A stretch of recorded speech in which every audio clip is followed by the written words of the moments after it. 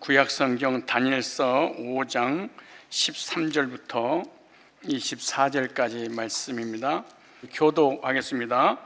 이에 다니엘이 부름을 입어 왕의 앞에 나오매 왕이 다니엘에게 말하여 가로되 네가 우리 부황이 유다에서 사로잡아온 유다 자손 중에 그 다니엘이냐? 내가 네게 대하여 들은즉 네 안에는 신들의 영이 있으므로 내가 명철과 총명과 비상한 지혜가 있다도다. 지금 여러 박사와 술객을 내 앞에 불러다가 그들로 이 글을 읽고 그 해석을 내게 알게 하려 하였으나 그들이 다 능히 그 해석을 내게 보이지 못하였느니라. 내가 네게 대하여 들은즉 너는 해석을 잘하고 의문을 파한다도다. 그런즉 이제 네가 이 글을 읽고 그 해석을 내게 알게 하면 네게 자주 옷을 입히고 금쇠를 내 목에 들이우고 너로 나라의 셋째 치리자를 삼으리라. 다니엘이 왕에게 대답하여 가로되 왕의 이름으로 왕이 스스로 취하시며 왕의 상급은 다른 사람에게 주옵소서. 그럴지라도 내가 왕을 위하여 이 글을 읽으며 그 해석을 아시게 하리이다. 왕의 직위 높으신 하나님이 왕에 붙인 느부갓네살에게 나라와 큰 권세와 영광과 위엄을 주셨고 그에게 큰 권세를 주셨으므로 백성과 나라들과 각 방언하는 자들이 그의 앞에서 떨며 두려워하였으며 그는 임의로 죽이며 임의로 살리며 임의로 높이며 임의로 낮추었더니 그가 마음이 높아지며 뜻이 강박하여 교만을 행함으로 그 왕위가 폐한받으며 그 영광을 빼앗아가고 인생 중에서 쫓겨나서 그 마음이 들 짐승의 마음과 같았고 또 들나귀들과 함께 거하며 또 소처럼 풀을 먹으며 그 몸이 하늘짓을에 젖었으며 지극히 높으신 하나님이 인간 나라를 다스리시며 자기 뜻대로 누구든지 그에게 그 위에 세우신 줄을 알기까지 이르게 되었나이다. 벨사살이여 왕은 그의 아들이 되어서 그것을 다 알고도 오히려 마음이 낮추지 않냐고 도리어 스스로 높여서 하늘의 주제를 거역하고 그 전 기명을 왕이 앞으로 가져다가 왕과 귀인들과 왕후들과 빈궁들이 다 그것으로 술을 마시고 왕이 또 보지도 듣지도 알지도 못하는 금은동 철과 목 속으로 만든 신상들을 찬양하고 도리어 왕의 호흡을 주장하시고 왕의 모든 길을 작정하시는 하나님께 영광을 돌리지 아니한지라. 이러므로 그의 앞에서 이 손가락이 나와서 이 글을 기록하였나이다. 아멘. 오늘 본문을 중심해서 하나님의 사람이라는 제목으로 말씀을 증거할 때 나는 진짜 하나님의 사람인가 한번 확인 한번 하는 시간을 가졌으면 좋겠습니다. 호랑이는 죽어서 가죽을 남기고 사람은 죽어서 이름을 남긴다, 이런 말이 있듯이 사람이 태어나서 무덤에 갈 때까지 저마다 영예로운 이름을 남기고자 최선을 다하는 삶을 살아가는 것입니다. 그래서 옛날에 지나간 과거의 인물보다 지금 현재 성공한 그 케이스의 그 인물들을 좀 예를 들면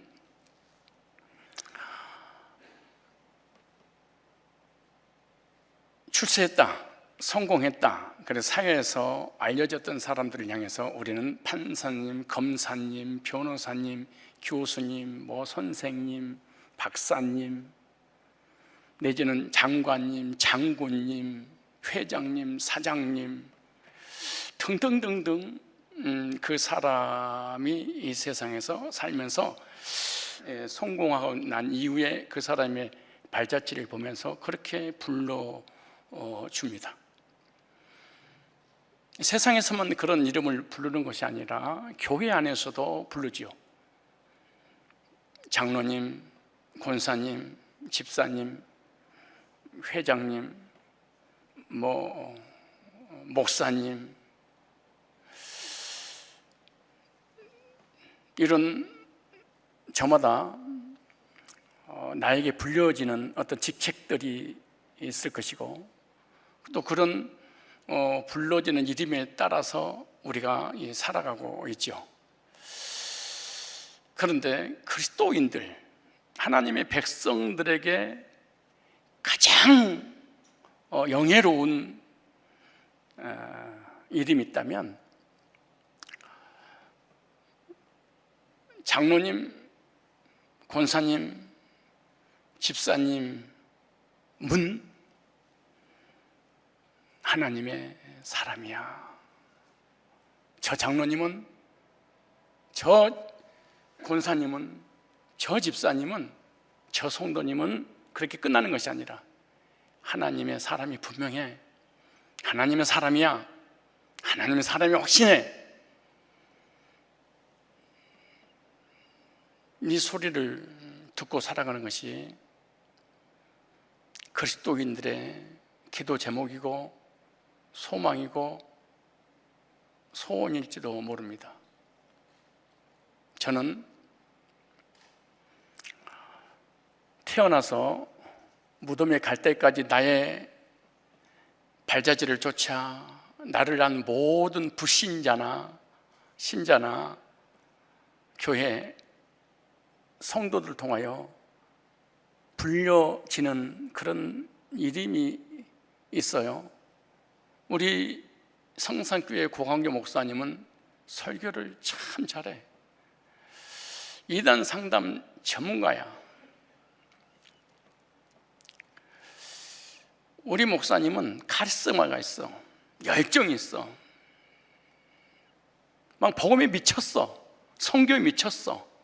성도들 양육하는데, 그리고 좋은 일을 하는데 아주 탁월하신 목사님이야. 이런 소리를 듣는 것이 아니라 우리 성산교회 목사님은 하나님의 사람이야. 하나님 사람이 분명해. 이 말을 듣고 싶은 것이 저의 소원이고 하나님 앞에 기도하는 제목입니다. 세상 사람들이나 주변 사람들이 여러분들을 부를 때 뭐라고 부르던가요? 하나님의 사람이라고 부르던가요? 세상 사람이라고 부르던가요? 영적인 사람이라고 부르던가요? 육적인 사람이라고 부르던가요? 하나님께 속한 사람이라고 부르던가요? 세상에 속한 사람이라고 부르던가요? 하나님께 붙잡힌 받는 사람이라고 부르던가요? 재물에, 물질에 붙잡힌 사람이라고 주변 사람들이 여러분들 그렇게 부르던가요? 주변 사람들이 부르는 그 호칭이 여러분들의 신앙입니다. 우리들의 신앙입니다. 성경에 보면 하나님의 사람이라고 불려졌던 사람들을 성경에 기록해놨는데, 그 성경에 기록한 그 사람 중에 한 사람이 엘리사인데, 열왕기 4장 9절에 보니까 수넴 여인은요, 엘리사가 자기 동네를 지나가는 것만 봐도 뭐라고 했냐 그러면은, 여인이 그 남편에게 이르되 항상 우리에게로 지나가는 이 사람은 하나님의 거룩한 사람인 줄을 내가 아노니, 그렇게 말합니다. 세상 사람들이 엘리사가 지나가는 것만, 그림자만 봐도 저 사람은 하나님의 사람이야, 이렇게 봤습니다. 엘리야를 보고 불신자들이 엘리야를 박해했습니다. 핍박했습니다. 죽이려고 했습니다. 죽으려고 했던 그 핍박자들의 엘리야를 보면서 엘리야는 하나님의 사람이야, 그렇게 불렀습니다. 느헤미야 12장 24절 보니까 다윗을 향해서 하나님의 사람, 모세를 향해서 하나님의 사람 이렇게 불렀어요. 모세, 선지자, 제사장, 왕 이렇게 부르는 것이 아니고, 저 선지자는, 저 제사장은, 저 왕은 하나님의 사람이야. 저 장로님은, 저 권사님은, 저 집사님은, 저 교인은 하나님의 사람이야, 이렇게 불렀다는 거예요. 하나님의 사람이 마지막 떠나면서 하나님의 백성들에게 축복한 내용이 신명기 33장 1절 나오는데, 하나님의 사람 모세가 죽기 전에 이스라엘 자손을 위하여 축복하임이 이러하니라. 하나님의 사람 모세가 축복을 했습니다. 그래요. 모세 목사님이 축복 기도했습니다, 그런 게 아니고 하나님의 사람 모세가 축복을 했습니다, 이렇게 했어요. 목사님이 예배를 인도하고 있습니다. 장로님들이 예배를 드리고 있습니다. 권사님들이 예배를 드리고 있습니다. 이러지 않고 하나님의 사람 누가 예배를 드리고 있습니다. 하나님 사람 누가 예배를 인도하고 있습니다. 하나님의 사람 누가 지금 목자를 하고 있습니다. 이렇게 불려져서요. 그런데 자기가 자신에 대해서 부르는 게 아니고 다른 사람이 이 사람의 신앙을 보고 이렇게 불렀어요. 이스라엘은 너네 행복자로다. 여호와의 구원을 너같이 얻은 백성이 누구뇨? 그는 너를 돕는 방패시요 너희 영광이 칼이시로다. 내 대적이 네게 복종하는 네가 그들의 높은 곳을 밟으리. 하나님의 사람이 하나님의 백성들에게 축복을 했는데 그 하나님의 사람 모세를 향해서 모세가 우리에게 축복해서 그런 것이 아니라 하나님의 사람 모세가, 오늘 본문에 보면은 사드락과 메삭과 아벳느고가 관한 내용도 나오고요, 3장 6장에 또 다니엘에 대해서 나오고 있는데, 다니엘을 하나님의 사람아, 사드락과 메삭과 아벳느고의 하나님, 이렇게 불신자들이 불렀어요. 여러분들은 누구라고 생각하시고 여러분들 향해서 여러분 지인들이 뭐라고 부르던가요? 나도 세상 사람이지만 저분도 세상 사람 같아. 나도 세상에 속했지만 저 사람들도 세상에 속한 것 같아. 저 사람은 교회에서 목사고 장로고 권사고 집사인데 저 사람 하나님 사람이 아니야. 목사고 장로고 권사는 맞아. 그런 하나님의 사람은 아니야.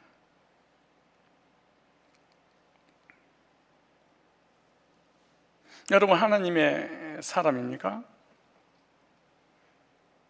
내가 나에 대해서 하나님의 사람이라고 부르든가 다른 사람이 나를 하나님의 사람이라고 부르든가 하나님의 사람이라는 확신을 가져야 됩니다. 왜냐하면 예수 그리스도 안에서 죄 사함을 구원받고 하나님 자녀가 되는 순간에 우리는 하나님의 사람이죠. 하나님의 사람이라 일컬음 받기에 내가 부끄럽거나 그리고 확신을 갖지 못한다면 정체성의 문제가 되기 때문에 하나님의 사람이라는 확신을 갖고 살 때 하나님의 사람답게 살아갈 수 있죠. 내가 하나님의 사람이라는 확신이 없는 사람은 하나님의 사람답게 살지 못하고 하나님의 사람답게 살지 못한 결과 하나님의 능력이 전혀 나타나지 않고 세상 사람처럼 세상에 속하여 살아갈 수밖에 없게 되죠. 그렇다면 내가 하나님의 사람인지 저 사람이 나를 하나님의 사람이라고 불러줄 때 하나님의 사람인 걸 알 수 있는가? 첫째, 하나님의 사람의 특징이 있습니다. 많이 있지만 세 가지만 오늘 본문을 통해서 하나님의 사람의 특징이 있는데 그 특징을 가지고 있는지 확인 한번 해보고 정체성을 찾아서 하나님 사람이 아니면 하나님 사람으로 돌아와야 됩니다. 즉 거듭나서 구원받고 하나님 사람이 되고 하나님 사람답게 살아서 하나님 사람들에게 나타나는 그 능력을 실제로 체험을 해야 됩니다. 오늘 다니엘서 5장 10절로 17절을 보니까 10절부터 이렇게 말합니다. 태후가 왕과 그 귀인들을 말로 인하여 잔치하는 궁에 들어왔더니 이에 말하여 가로되 왕이여 만세수로 앞서서 왕의 생각을 번민케 이제 꿈을 꿨는데 그 꿈의 내용을 의미를 모르기 때문에 고민하고 그 해석을 해주는 사람이 없으니까 태우고 와서 한 사람을 소개하는 장면을 얘기하는 거예요. 왕의 생각을 번민케 말면 낯빛을 변할 것이 아니니라. 왕의 나라에 거룩한 신들의 영이 있는 사람이 있으니 곧 왕이 붙인 때 있던 자로서 명철과 청명과 지혜가 있어 신들의 지혜와 같은 자라. 왕의 붙인 느부갓네살 왕이 그를 세워 박수와 술객과 갈대와 숫사의 점장이 어른을 삼으셨으니 왕이 벨드살이라 이름한 이 다니엘이 마음이 민첩하고 지식과 청명이 있어 능히 꿈을 해석하며 은밀한 말을 밝히며 의문을 파할 수 있었습니다. 이제 다니엘을 부르소서 그리하시면 그가 그 해석을 알려드리이다. 여기 11절에 보니까 불신자가 하나님의 사람 다니엘에 대해서 이렇게 말합니다. 신들의 영이 있는 사람 이랬어요. 첫째, 신령한 사람으로 봤습니다. 불신자가 하나님의 사람을 알아볼 때 저 사람은 육적인 사람이 아니라 신령한 사람이야. 그리고 다른 사람들에게 신령한 사람이라고 소개까지 해서 신령한 역사가 나타나는 어떤 기회까지 제공했어요. 세상 사람들이 다니엘을 신들의 영이 있는 사람, 하나님의 사람 다니엘은요, 주위 사람들도 신들의 영이 있는 사람인 것을 알아보고 소개를 했습니다. 하나님의 사람 다니엘은 어떻게 신들의 영 있는 사람이라는 이 칭호를 얻을 수 있었을까요? 그것은 다니엘과 하나님이 함께 하는 것을 불신자들이 봤습니다. 다니엘의 믿음과 신앙과 삶을 보니까 언제나 다니엘 옆에 하나님이 함께 했습니다. 그리고 세상 사람하고 다르다는 걸 깨달았습니다. 세상에 살고 있지만 세상에 속한 것이 아니라 하나님의 사람이었다. 하나님이 늘 함께 하셔서 도와주시고 인도하시고 지키고 계셨구나. 믿음은 나만 알고 하나님만 알고 사람들이 판단하고 비판할 수 없잖아요. 써놨잖아요. 내가 안다고.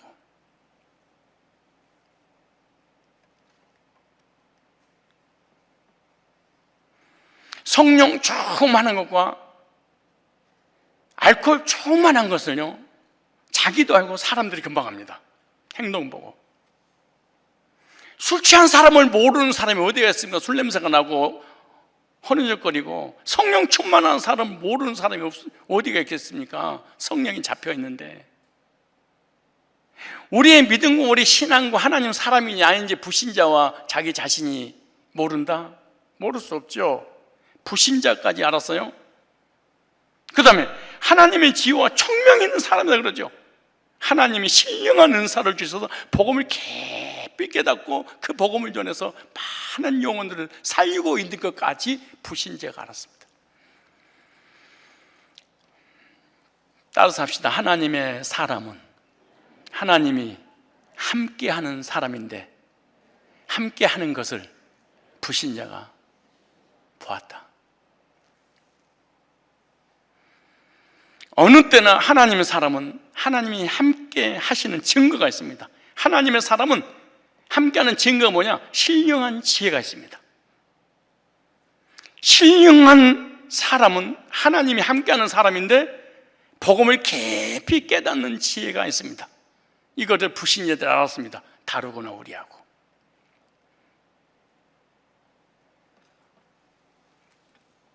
신령한 사람들의 예를 한번 들어볼까요? 왜 예를 들으라는 이유가 뭐냐? 교회 안에는 세 부류의 사람이 교회를 다닙니다. 이거는 교회 밖이 아니에요. 교회 안에 세 부류의 사람이 있을 때 나는 세 부류에 어디에 속해? 나는 신령한 사람인가 아닌가를 성경에 직접 써놨는데 찾아볼까요? 고린도전서 1장 14절 한번 찾아봅시다. 고린도전서 1장. 고린도전서는 고린도 교인들에게 성령께서 바울을 통하여 성령의 감동으로 보낸 말씀이죠. 그러니까 불신자에게 지금 하는 말씀이 아니고 교회에 다니고 있는 사람들 중에 세 부류의 사람이 있단다. 즉 성산교회에 다니는 사람들 중에 세 부류의 사람이 있는데 너는 어디에 속했냐? 이거 그 얘기잖아요. 고린도전서 2장 14절이죠. 찾으셨어요? 육에 속한 사람은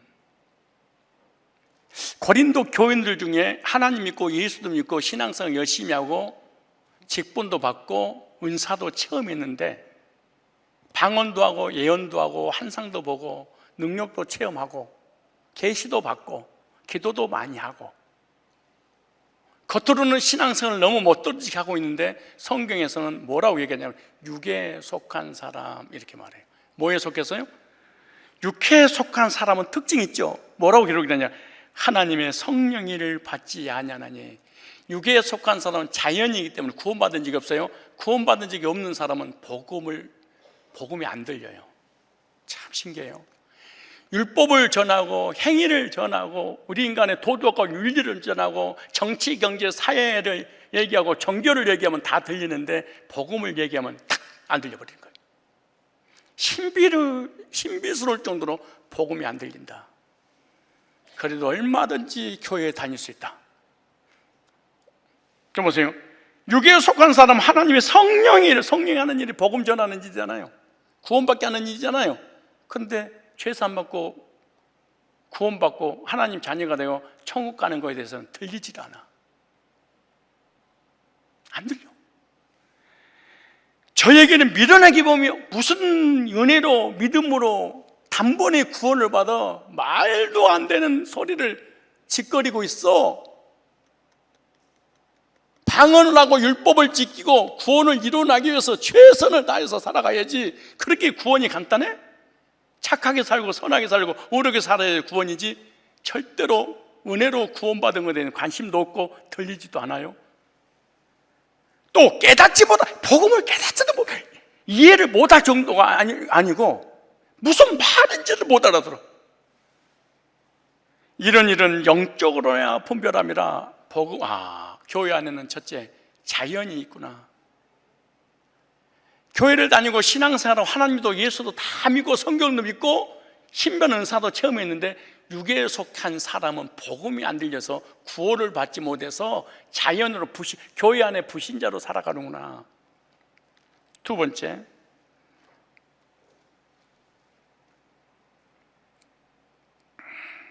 3장 1절 하반절에 보면은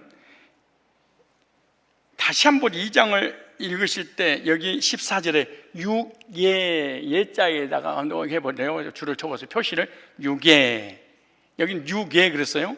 근데 3장 1절에 보면은 형제다 내가 신령한 자들에 대한 것 같이 너에게 말할 수 없어서 육신에, 하나는 육에 하나는 육신에, 그렇지, 다르죠. 이걸 분별해야 돼요.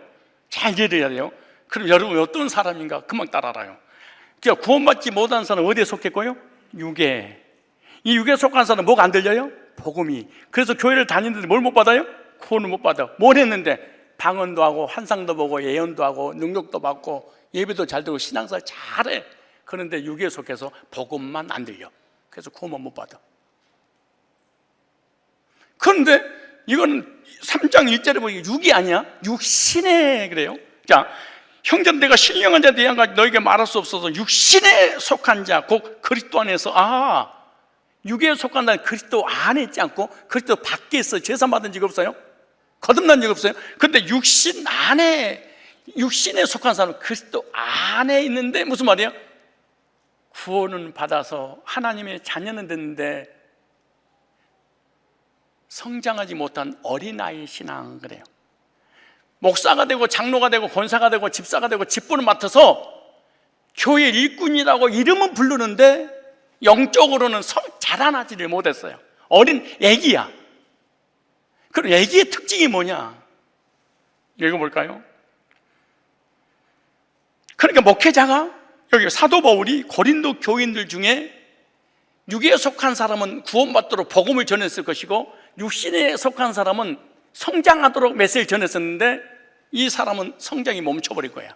어린아이야. 그러니까 어떤 일이 벌어지는 거예요? 어린아이에 맞는 말씀을 전할 수밖에 없고 얘들을 다루듯이 목사가 얘를 다뤄. 얘들이 뭘 잘하죠? 삐지기를 잘하지 뭘 잘해. 삐지면은 부모님 뭐래요? 까꿍 도리도리 까꿍 내 새끼니까 그래 까르르 웃어요. 그러다가 또 엄마 아빠가 안 봐줘. 그럼 또 삐져버려. 그럼 또 엄마 아빠가 찾아서 까꿍 도리도리 까꿍 히 또 얘가 웃어요. 교회 안에 직분은 맡았는데 교인이 안 커. 그래 맨날 삐지고 섭섭하고 넘어지고 늘 누군가가 봐줘야 돼. 얘니까 직분은 교회에서 가장 큰 직분이야. 근데 누군가가 꼭 목회사가 됐든 뭐 목자가 됐든 전도사가 누가 됐든 간에 장로님 오늘 나오시는 거죠? 권사님 나오시는 거죠? 예배 목장 예배 드릴 거죠? 나 시간 없어 바빠요. 왜 그러세요?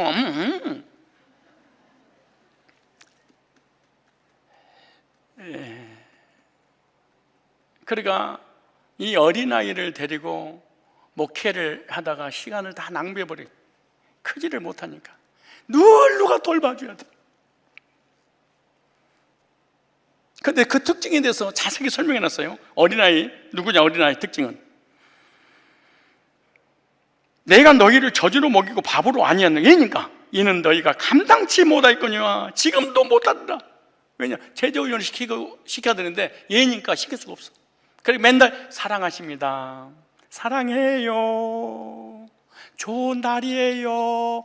그러니까 부드러운 말만 해줘야 돼. 교인들한테 약간만 목회자가 강하게 설교했다 바로 삐져버려. 나갈 거예요. 그러니까 훈육을, 목회자가 성도들을 교육을 시킬 수가 없어. 왜? 삐져버리니까. 그런데 늘 달래는 설교.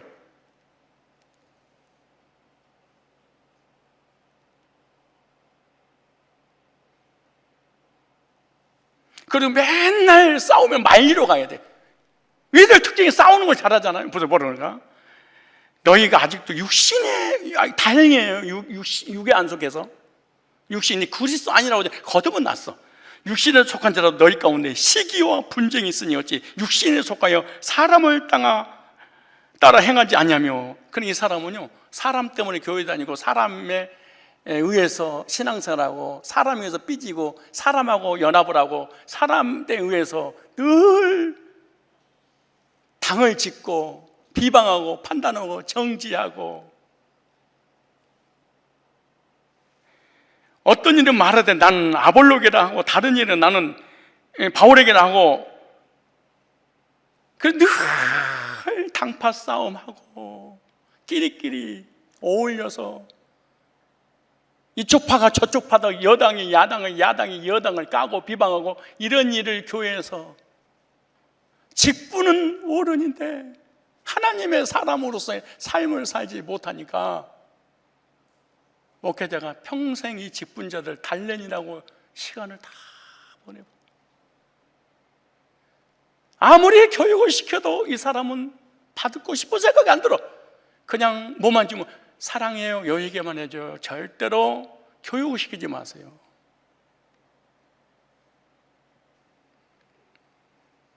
그 다음 보세요. 또 한 사람이 있는데, 신령한 사람이 있습니다. 2장 15절 볼까요? 2장 13절에 우리가 이것을 말하였거니와 사람이 지혜와 가르친 말로 아니하고 오직 성령이 가르치시고도 하니 신령한 일에 신령을 분별하니라. 15절에 신령한 자는 모든 것을 판단하나 자기는 아무개도 판단을 받지 않느니라. 3장 1절에 형제들, 내가 신령한 자들에 대한 것 같이 신령한 자가 있습니다. 이 사람은 예수 안에서 거듭나서 말씀 훈련받아서 성장하고 성숙하여 진리와 비진리를 분별하고 다른 사람을 세워주고 양육시키는 영적인 사람을 신령한 사람, 이렇게 말합니다.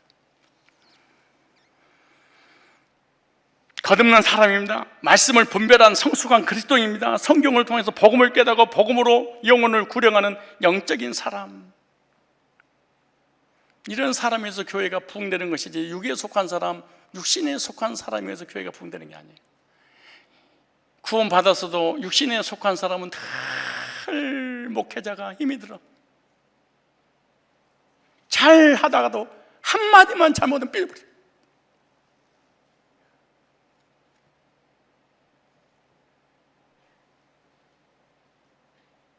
일 년 12달 사랑 얘기, 복음 얘기하다가 하나님의 손가락 저울 얘기하면 그냥 쓰러져 버려요. 나를 달아, 그런 설교를 목사님 피하셔야지요.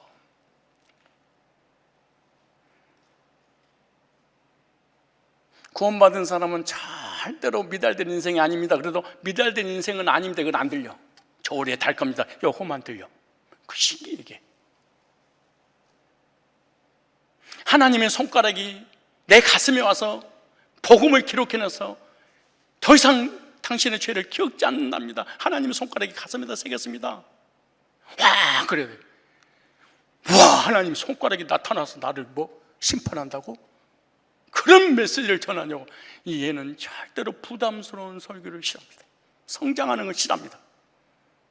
그래서 예배 시간이라든가 제자 훈련이라든가 양육이라든가 관심 자적 얘기 때문에, 그래서 죽을 때까지 달래줄 수밖에 없는,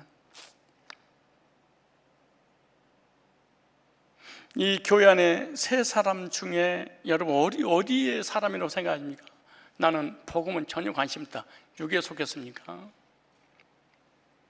그리스도 안에서 구원은 받았는데 늘 삐지고 섭섭하고 훈련 받기 싫어하고, 훈련 받으면 다른 교회로 가버린다고 그러고,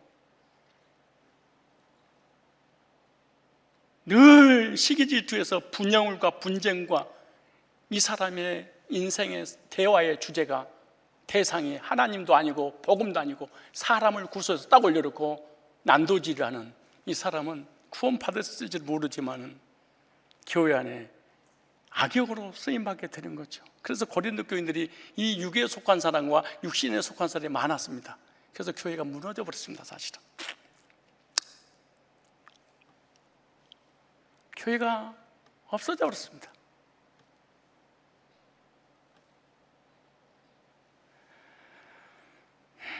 하나님의 말씀을 분별하고 받은 말씀을 다른 사람을 양육하는데 쓰임받게 되는, 그래서 신령한 사람 다니엘, 신령한 사람 고린도 교인들 중에, 신령한 성도 성상 교인들 중에 신령한 사람이 아니면요 절대로 복음을 깨달을 수가 없습니다. 복음을 이해할 수도 없습니다. 성경이 이렇게 열려 있어도 이 말이 뭔 말인지 못 알았습니다. 전할 수 없습니다. 볼까요? 고린도전서 1장 21절에 하나님의 지혜에 있어서는 이 세상이 자기 지혜로 판검사를 하더라도 하나님을 알지 못하는 거로, 우주선을 타고 달나라를 가더라도 하나님이 계신 것인지 안 계신 것인지, 영혼이 있는지 없는지, 천국과 지옥이 있는지 없는지, 구원을 어떻게 받는지, 언제가 뭔지, 자범죄가 뭔지 전혀 깨달을 수 없는지라. 왜? 하나님을 떠나 타락한 우리 인간의 불완전한 이성을 가지고는 성경을 깨달을 수 없다.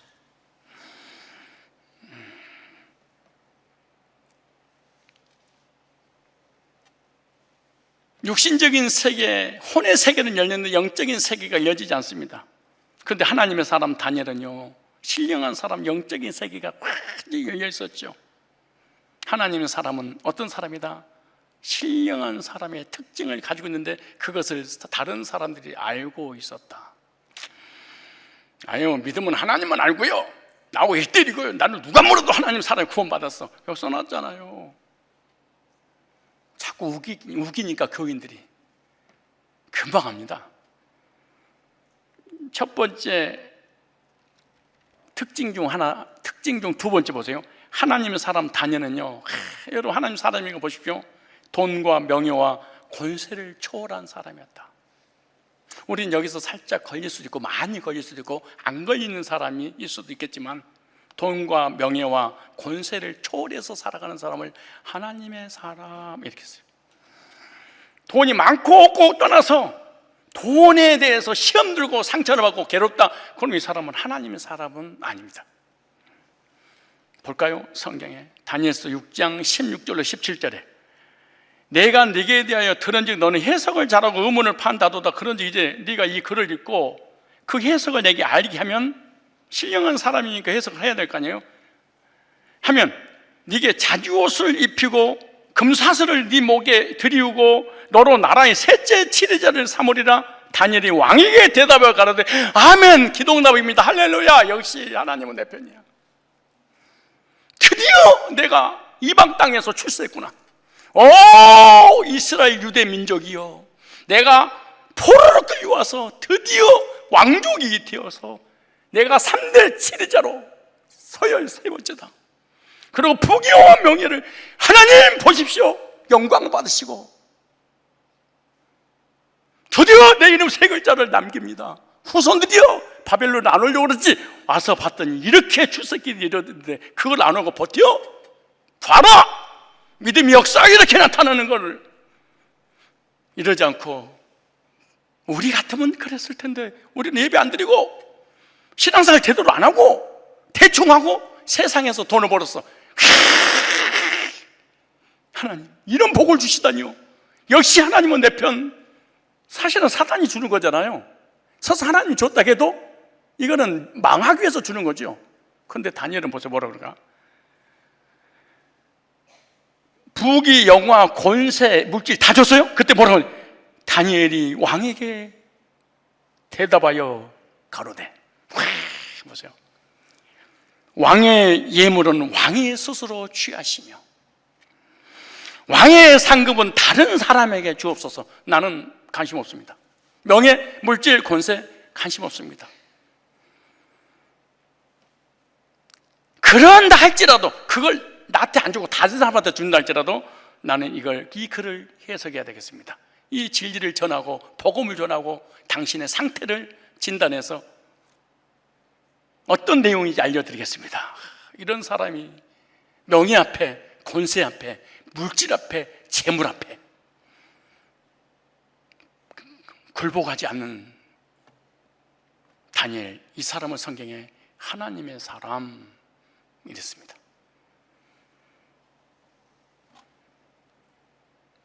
따라서 합시다. 하나님의 사람 다니엘을 돈과 명예와 권력으로 살 수 없었다.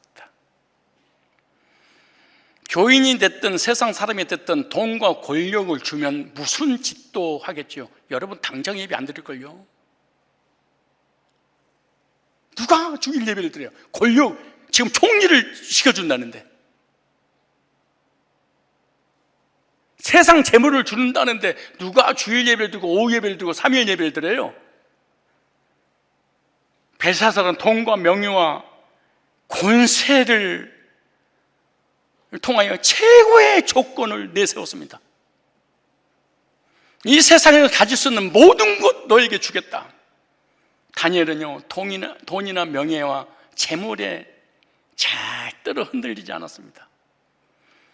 왜냐? 이 사람은 신령한 사람이요, 영적인 사람이요, 하나님의 사람이요, 천국 갈 사람이요, 천국의 영원한 상이 기다리고 있기 때문에 그렇겠죠. 다니엘은요, 세상 것에 유혹받지 않았던 하나님의 사람이었습니다. 다니엘은요, 초점이 하나님께 맞춰진 사람입니다. 사이클이 하나님께 맞춰진 사람입니다. 하나님 외에 아무도 흔들 수 없는 사람이 바로 하나님의 사람입니다. 하나님의 뜻이면 어떤 희생이나 손해를 본다 할지라도, 명예, 물질, 권세가 안 온다 할지라도 나는 신앙을 선택하고 예배를 선택하고 하나님을 선택할 겁니다. 하나님 뜻이 아니면 어떤 유혹도 넘어가지 않겠습니다. 하나님께 시선이 고정된, 초점이 맞춰진 사람이 성경에 보니까 하나님의 사람이라. 여러분 어떤 사람입니까? 여러분의 삶의 우선순위는 하나님이니까 재물입니까? 재물과 시간을 하나님 앞에 드립니까? 자신을 위해서 드립니까? 세상을 위해서 드립니까? 주일이든 주일 5예배든 3일 예배든 설사 내가 손해를 보더라도 내가 하나님 앞에 이 귀한 시간 드리겠습니다. 우리 교인들 몇 프로가 될까요? 직분은 너무너무 화려한데 하나님을 위해서 조금도 손해볼 수 없는, 아니 일주일에 한 번 나와서 예배 드리는 것조차도 정말로 부담스럽고 시간이 아깝고 빨리 끝나고 돈을 벌러 가야 되는데 이런 사람은 아닙니까? 나는 하나님의 사람은 이렇게 생각합니다.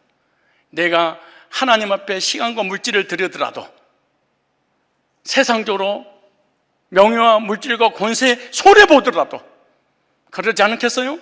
사랑이 뭘까요? 손해보는 것입니다. 정말로 구원받은 사람은 하나님을 위해서 손해를 보는 거죠.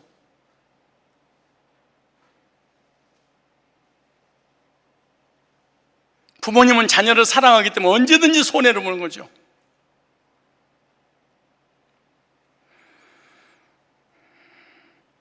하나님의 사람이 하나님의 사람으로서의 삶을 살 때 하나님의 능력이 나타납니다. 하나님의 사람이 하나님의 사람으로서의 삶을 살지 못하면 그 삶에 아무런 능력이 나타나지 않습니다. 육에 속한 사람, 육신에 속한 사람의 열매만 나타납니다. 자, 세 번째 특징이에요. 하나님의 사람 다니엘은요, 하나님의 진리의 말씀을 바로 증거하는 사람입니다. 즉 말씀을 가지고 타협보지 않는 사람, 성도 비유 바치지 않는 사람, 권력 앞에, 권세 앞에, 재물 앞에 절대로 타협보지 않는 사람, 다니엘. 볼까요? 다니엘서 5장 18절 24절 나옵니다. 왕이여, 지극히 높으신 하나님이 왕이 붙인 느부갓네살에게 나라와 큰 권세와 영광과 위엄을 주셨고 그에게 큰 권세를 주셨으므로 백성들과 나라들과 각 방언하는데 그 앞에서 떨며 두려워하였으며 그는 힘으로 죽이며 힘으로 살며 힘으로 높이며 힘으로 낮추었더니 그가 마음이 높아지며 뜻이 강팍하여 교만을 행함으로 그 왕위가 패한바 되어 영광을 빼앗기고 인생 중에서 쫓겨나서 그 마음이 들짐승 마음과 같았고 또 들나귀와 함께 거주하며 거하며 또 소처럼 풀을 먹으며 거며 하늘 이슬에 젖었으며 지극히 높으신 하나님이 인간 나라를 다스리며 자기 뜻대로 누구든지 그 위에 세우신 줄을 알기까지 이렇게 되었나이다. 무슨 말입니까? 아니 세상에 가장 기분 나쁜 말이 뭔 줄 아십니까? 고통스러운 말이 자기 아버지 흉보고 비판하는 거. 당신 아버지가 왜 그렇게 정신병이 걸린 줄 아십니까? 왜 우울증이 걸린 줄 아십니까? 교만하고 강박하고 완악해서 교만이 하늘까지 닿아서 하나님이 심판해서 짐승의 마음을 가지고 들짐승처럼 풀을 뜯어먹고 7년 동안 고통을 받았지 않습니까? 이야, 권력 앞에서, 왕 앞에서, 그것도 이방인이 노예가, 그것도 신하가, 그때 하늘과 땅의 모든 권세를 가지고 최고의 권력자 벨사살 왕 앞에서 당신의 아버지가 어떤 존재인 줄 아십니까? 여러분 아버지를 내가 만약 비판했다, 말하고 싶지도 않지만 아버지를 실컷 비판하고 까놓고 난 다음에 당신은, 자 보세요, 22절에 벨사살이여, 왕은 그의 아들이 되어서 이것을 직접 보고도 알고도 오히려 마음을 낮추지 않냐고. 저번 시간에 말씀드렸죠. 느부갓네살 왕은요 몰랐기 때문에 7년 동안 집행유예를 해줬습니다. 모르니까. 그런데 그걸 자세히 봤습니다. 아들 옆에서. 이 사람은 직결에 넘겼습니다. 그래서 단 1시간도 해석하자마자 죽여버려요, 하나님. 이게 무서운 거예요. 집행유예냐 아니면 직결이냐.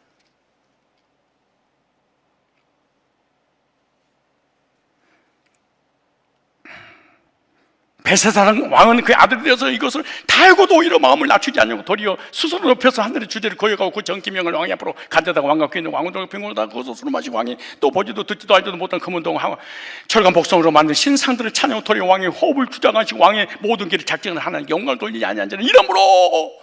왜 손가락이 나온 줄 아십니까? 벽에 왜 손가락이 나와서 글을 쓴 줄 아십니까? 당신을 심판할 전에 내가 그 내용을 해석해 드리다 그러잖아요. 다니엘은요 하나님의 뜻을 조금도 주저하지 않고 바로 증거했습니다. 다니엘은 벨사살 왕에게 벽에 써진 글씨를 해석해 주면서 먼저 느부갓네살 왕의 이야기를 자세히 얘기해 주잖아요. 교만해서 심판받았습니다. 그 당신은 보고도 알고도 같은 죄를 졌네요. 그래서 하나님의 손가락에 나와서 이 해석해 보니 당신을 저울에 다른데 미달된 인생이기 때문에 하나님이 당신의 나라를 메대와 파사에 나눠줄 것이고 당신이 가지고 있는 업적들, 아버지가 이루었던 이 부귀, 영화, 명예, 물질, 권세, 나라까지 싸그리 뺏기게 될 겁니다.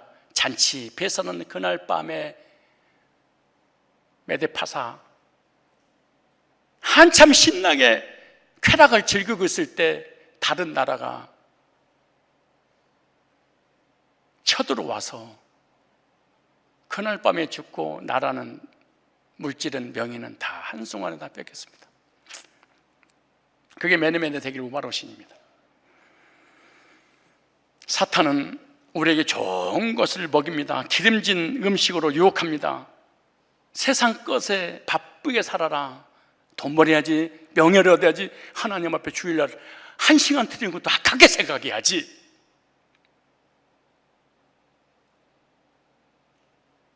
그걸 세상 것을 주는 것 하면서 영적인 것을 딱 뺏어가고 어느 한순간에 돈 세다가 죽어버립니다.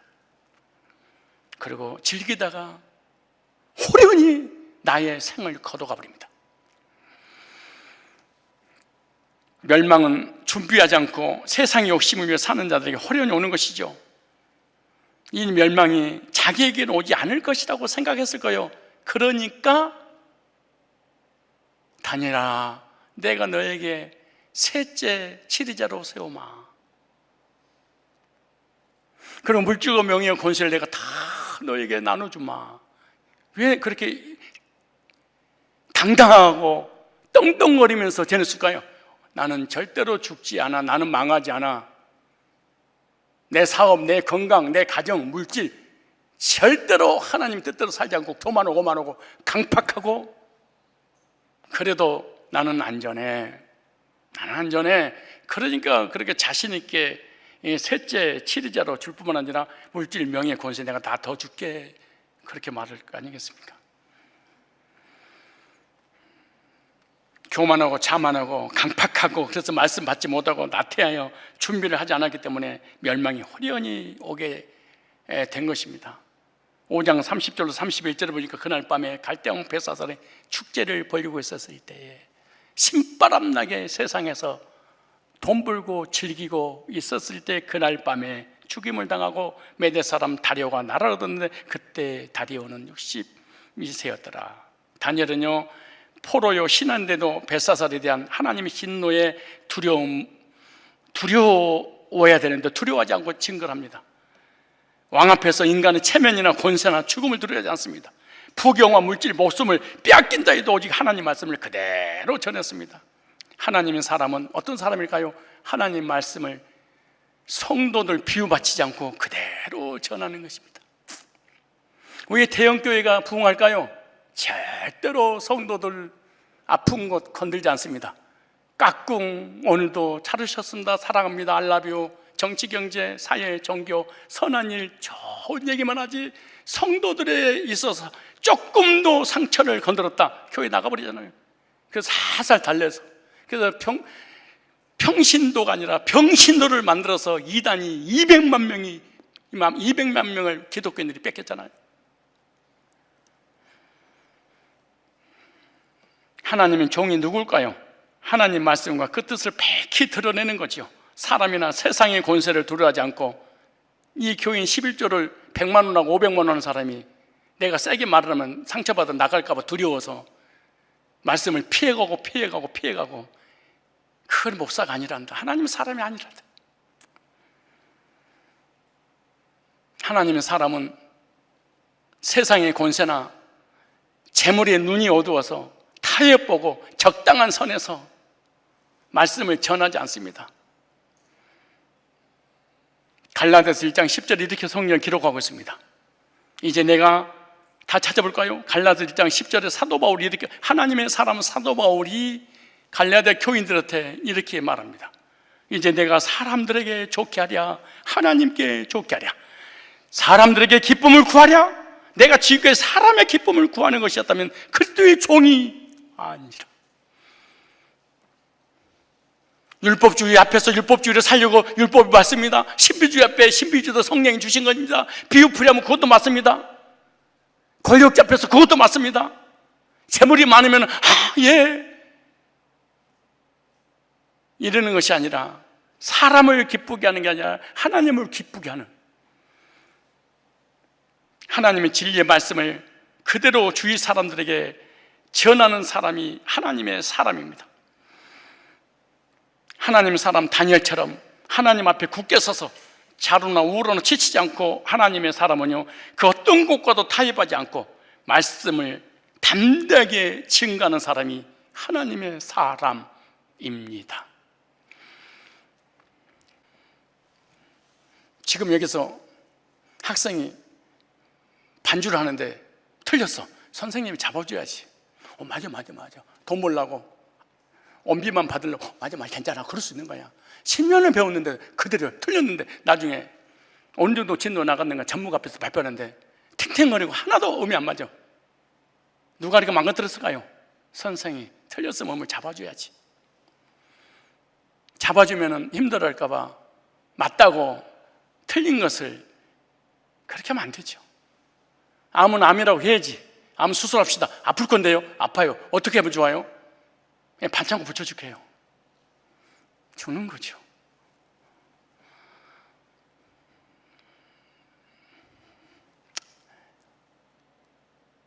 제가 이 다니엘처럼 잘못된 신앙을 잘못됐다고 거짓교리가 거짓교리라고 여러분이 구원받지 못했다고 성장하지 못하니 이것 때문이라고 바른 말씀을 전하면 누가 교회에 붙어 있었겠습니까? 교회 많은데 그래도 목회자는 가더라도 타협보지 말고 바르게 증거하는 것이 하나님의 사람이요 하나님의 종의 사명입니다. 두 번째, 큰 두 번째입니다. 하나님은 사람이 될 때, 하나님 사람이 될 때 어떤 현상이 일어날까요? 하나님 사람인데 어떤 현상이 일어날 거 아니에요? 성경에 보면 불신자들이 하나님의 사람인 걸 알아봤다. 불신자인 다리오 왕이 다니엘의 믿음 보고 하나님의 사람 다니엘아 이렇게 말합니다. 다리오 왕이 나를 얻어서 새로운 요직을 세우는데 왕이 총리를 누구를 쓸까 고민하다가 다니엘을 포로를 노예를 내가 총리로 세워야 되겠다. 나오죠. 3장 1절에 다리오가 자기의 시몬대로 방백 120명을 세워 전국을 통치하게 하고 또 그들을 위해 총리 셋을 두었으니 다니엘이 그중 하나이다. 이로 방백들로 총리에게 자기의 직무를 보고하게 하여 왕에게 손에 걷게 하려 함이었더라. 다니엘은 마음이 밀접하여 총리들과 방백들 위에 뛰어남으로 왕이 그를 세워 전국을 다스리게 하자 한지라. 갈대아 고위직에 있던 자들이 그들을 물리치고 총리 대신이 됐어요. 노예 신분에서 이방 땅에서. 그런데 고위직에 있던 사람들이 가만두겠습니까? 얼마나 시기질투가 났겠어요. 그래서 다니엘을 고소하려고 하면 죽이려고. 그런 다니엘은요 얼마나 완벽한 삶을 살았는지 삶 속에 고소하려고 틈이 없었더라. 도덕적으로 영적으로 윤리적으로. 다니엘서 3장 4절 볼까요? 이 총리들과 방백들이 국사에 대해 다니엘을 고소할 틈을 얻고자 했으나 능히 아무 허물 얻지 못하였으니 이는 그가 충성되어 아무 거룩함도 없고 아무 허물도. 직장 생활하는데 틈이 없어. 사장이 보는데 이놈을 쫓아내려고 사장한테 고자질하려고 그러는데 조금도 틈이 없이 완벽한 직장 살아는 거야. 성산교회 전도사 목사를 하는데 조금도 틈이 없어. 빈틈이 너무 완벽하게 하니까. 다니엘이 직장생활, 가정생활, 회사생활, 정치를 해도 틈이 없어. 그걸 고소하려고 그랬는데 인가 그가 충성이 아무 그릇 때문에 허물도 없어서 그 사람들이 가도 그 다니엘은 하나님 율법에 대해 그 틈을 얻지 못하면 그를 고소할 수 없으리라 하고 다니엘을 끝까지 고소할 틈이 없을 정도로 탁월한 사람이 되겠던 것은 다니엘의 순결한 삶이었습니다.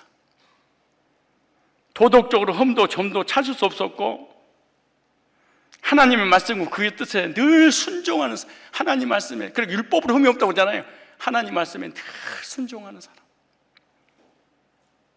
여러분 어떠세요? 말씀에 순종해요? 조금만 부딪히면 교회 나가버린다고 그러고 목사 메시지가 세다고 그러고 걷다구로 설교하면 안 된다고 그러고. 근데 흠이 없어요? 그러니까 다니엘서 3장 7절로 16절에 보니까 13절부터 고위 관료들이 빈틈을 찾을 수 없어서 새로운 법을 또 만들어냈어. 다니엘을 죽이려고 새로운 법을 만들었어. 어떤 법이냐? 왕에게 새로운 법을 만들어 다른 신을 섬기면 사자법이 되는 법을 만들었어.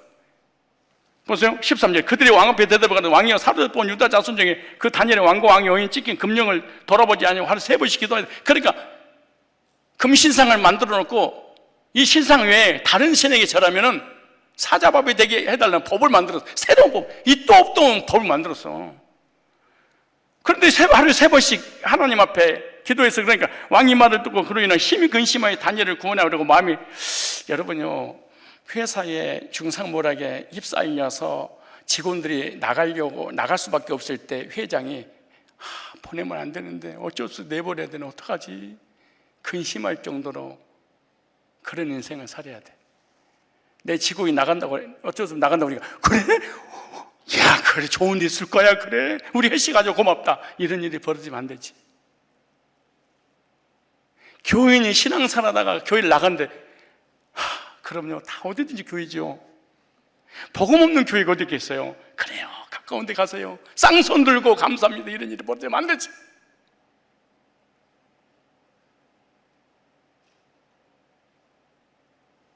부교육자 교회를 떠난다고 하니까, 그래, 그래, 멀리 가라, 이러면 안 되지. 장로가, 권사가, 집사가, 중지자가 교회를 떠난다고 하니까, 그러세요, 기도합시다, 하나님 간답니다. 아멘. 이러면 안 되지. 어쩔 수 없이 교회를 떠나게 돼. 목사 근심하며 붙잡고 울지는 못할 정도로, 하나님 보내면 안 되는데요, 이래야지. 얼마나 충성되었으면 근심했겠어요, 왕이. 그렇게 많은 수백 수천 명의 인구 중에 그 한 명을 놓치지 않으려고. 보세요, 금령을 돌아보지 아니하노. 그러면서 근심하여 다니엘을 구하라고 마음을 쓰며 그걸 건져내려고 힘을 다하여 해가 질 때까지 이르며. 이런 삶 살아야 되지 않아요, 우리가?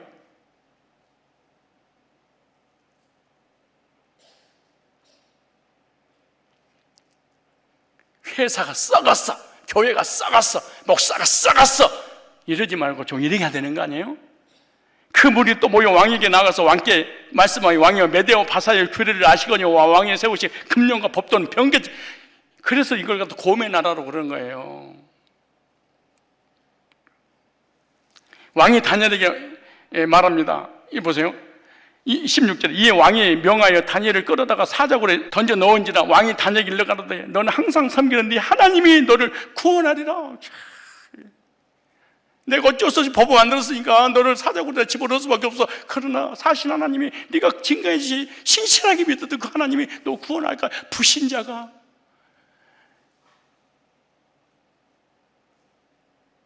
여러분 회사에서 여러분이 기도하면은 야, 이 새끼 여기다 기도하지 마, 이럽니까? 아니면 기도해달라고 그럽니까?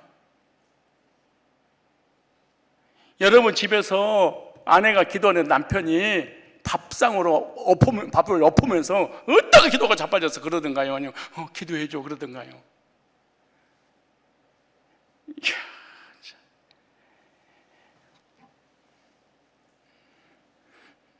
이 권사님 옆에 두고 싶어서, 이 집사를, 이 청년을, 이 전도사를, 이 목사를 옆에 두고 싶어서 평생 따라 같이 가자 말이야. 근데 무슨 일이 있어서 중산모리가 넘어졌어, 걸렸어. 어쩔 수 없이 가야 돼. 어떻게 하면 이거 해결할까? 하나님 살려달라고. 이런 삶을 살아야 되지 않겠어요? 인격적으로, 세상적으로 부족하더라도 영적으로 믿음 안에서 이런 관계를 가져야 되잖아요. 목사가 장로를 피해 다니고 도망쳐 다니고, 목사가 권사를 써서 피해 다니고 무서워서. 다니엘이 사자굴에서 건지 받았을 때도 마찬가지입니다. 사자굴에 쳐 넣었을 때도 네가 믿는 하나님이 너를 구원할 거야. 평상시에 다니엘의 믿음을 알았어요, 불신자가. 근데 그다 볼까요? 이제 사자굴에 집어넣었어요. 굶주린 사자에게 인간 다니엘을 먹잇감을 주려고 사자굴에 집어넣고 난 다음에 핍박장인 불신자 다리오 왕이 사자굴에 제일 먼저 찾아가 다니엘을 향해서 큰 소리를 칩니다. 하나님의 종 다니엘아, 안 죽었지? 살았지? 하나님이 살려줬지?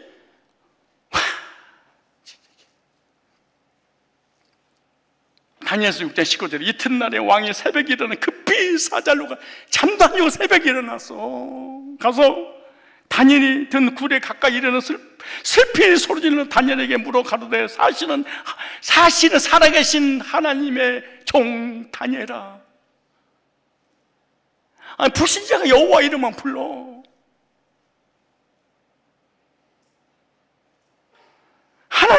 다니엘아, 너희 항상 섬기는 네 하나님의 사자에게서 너를 구원하시기를 능하셨느냐? 살아있지. 그럼 살아있고 말고 안 죽었을 거야. 야, 진짜 이게 말도 이거. 네가 죽으면 안 되지. 생사복을 주관하신 하나님이라고 네가 그렇게 외쳤잖아. 살리고 죽이고 호흡을 주관하신 분이 하나님이라고 그랬잖냐. 보세요. 야, 그 사자굴에서 들리는 소리 좀 보십시오.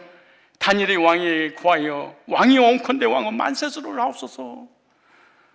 나의 하나님 이미 그 천사를 보내어 사자들의 입을 봉하셨으므로 사자들이 나를 상하지 아니하였사오니 이는 나의 무지함이 그 앞에 명백함이 오며 또 왕이여 나는 왕의 앞에서도 해를 끼치지 아니하였나이다. 세상에 속한 세상 사람 불신자가 다니엘의 신앙을 지켜보고 난 다음에 하나님의 사람이라는 걸 알아봤습니다. 그리스도인들 역시요, 세상 사람들이 보고 저 사람은 그리스도인이야, 하나님의 사람이야 이렇게 불러줘야 됩니다. 근데 여러분들 하나님의 사람이라고 자칭 그렇게 자신하고 세상에서 일터에서 살아가는데 우리 사장님을 보고 회장님을 보고 상무님을 보고 우리 직원들을 보고 아, 저 사람은 하나님 사람이야 그렇게 부릅니까? 지독하게 욕심 많아 저 인간. 예수쟁이인들은 불신자보다 어쩌면 그렇게 성질 더 더럽고 술 더 잘 처먹고 담배는 꼴초고 조금 더 양보 안 하고 돈 10원 양 쓰는 것도 인색하고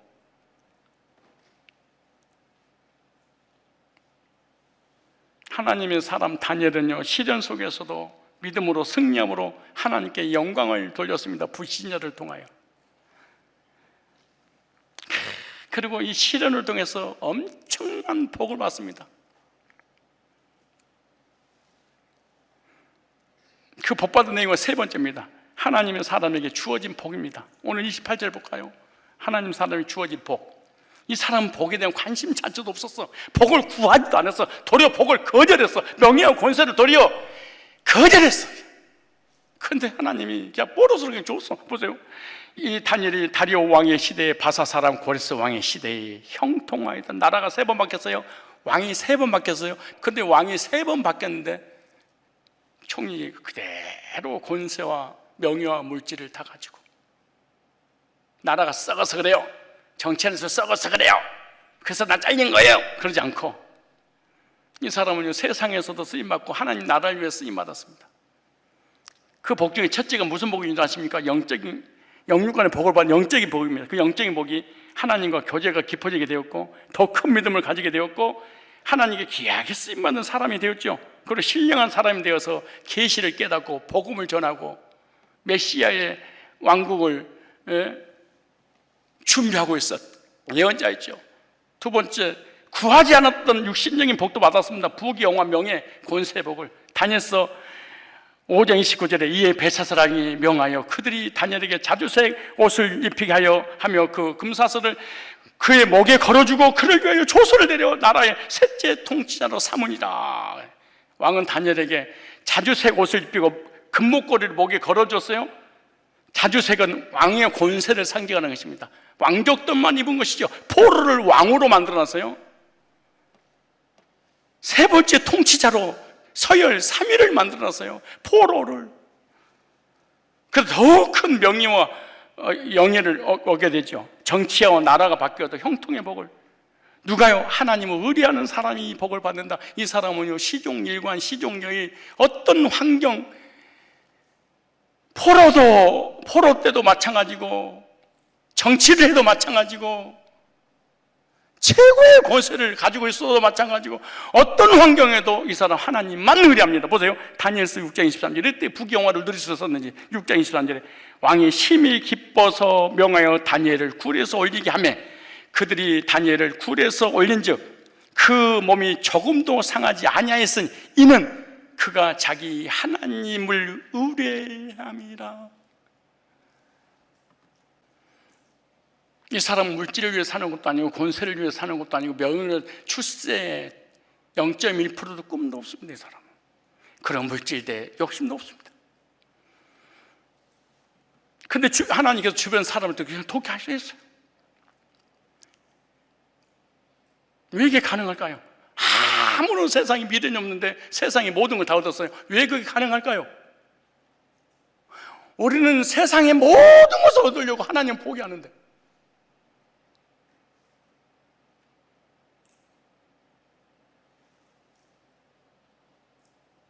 세상 것을 통째로 움켜쥐려고 하나님의 나라를 포기하고 말씀을 포기하고 예배를 포기하고 말씀을 읽는 것을 포기하고 성경 공부를 포기하고 제자 훈련을 포기하고 수예배를 포기하고 모든 예배를 포기하는데, 그래서 얻어진 게 뭐였던가요?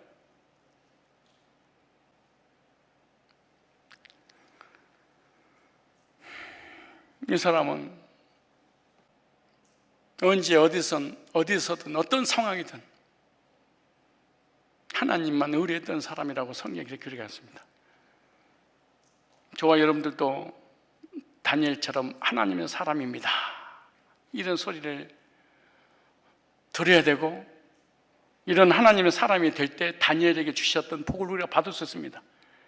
그러므로 믿음의 시련이 올 때는 복 받을 수 있는 기회다. 내 믿음이 역사할 기회다. 믿음으로 승리하는 것만이 만성통의 비결입니다. 시련을 통하여 단련을 받는 사람만이 큰 믿음을 소유할 수 있고 하나님 앞에 쓰임받을 수 있습니다. 고난은 복 받는 기회인 것입니다. 하나님의 사람 다니엘의 믿음을 통하여 하나님 이방 나라에서 높임을 받으시고 영광을 받으셨습니다. 우리의 믿음을 통하여 세상에서도 하나님께 영광을 돌리는, 불신자들이 하나님께 영광을 돌리고 불신자들이 하나님 사람이라는 것을 알아보는 그런 믿음을 고난 가운데서